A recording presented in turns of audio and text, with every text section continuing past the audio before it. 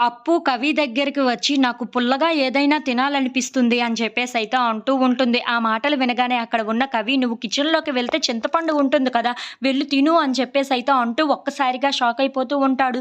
"ఏంటి ఏం మాట్లాడుతున్నావు నువ్వు? నిజమేనా?" అని చెప్పేసైతే అంటూ కవి అప్పు దగ్గరికి వచ్చి అంటూ ఉంటాడు. ఆ మాటలు విని అక్కడ ఉన్న అప్పు అయితే "అవును, నేను ప్రెగ్నెంట్‌ని" అని చెప్పేసైతే అంటూ ఉంటుంది. ఆ మాటలు వినగానే అక్కడ ఉన్న కవికి చాలా సంతోషం అనిపించి అప్పుని ఎత్తుకొని మరి గిరగిరా తిప్పుతూ ఉంటాడు. "ఆపు, ఆపు" అని చెప్పేసైతే అప్పు అంటూ ఉంటుంది. ఇంతలో ఇంట్లో ఉన్న వాళ్ళందరి దగ్గరికి వచ్చి ఆ విషయం చెప్తూ ఉంటుంది. ఆ మాటలు వినగానే ఇంట్లో ఉన్న వాళ్ళందరూ అయితే చాలా సంతోషిస్తూ ఉంటారు. ఇంతలో అక్కడ ఉన్న రుద్రాణి మాత్రం చాలా కోపంగా అయితే అప్పు వైపు చూస్తూ ఉంటుంది. ఇంతలో అప్పు కావ్య దగ్గరికి వచ్చి, "నాకు ప్రెగ్నెంట్‌గా ఉన్నాను కదా! నాకు పుల్లగా తినాలి అనిపిస్తుంది. నీకు అలాంటి కోరికలు ఉంటాయి కదక్కా!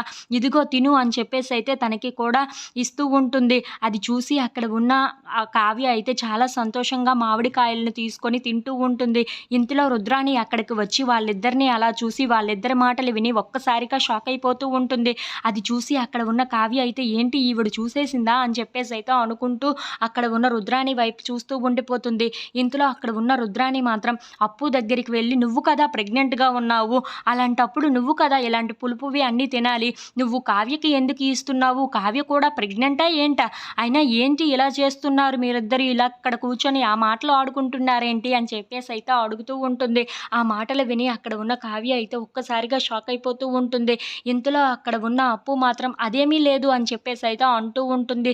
అది విని అక్కడ ఉన్న రుద్రాణి మాత్రం, "మీ ఇద్దరు మాట్లాడుకోవడం నేను విన్నాను. కావ్య ప్రెగ్నెంటా ఏంటా?" అని చెప్పేసైతే గట్టిగా అడుగుతూ ఉంటుంది. If you like this video please subscribe.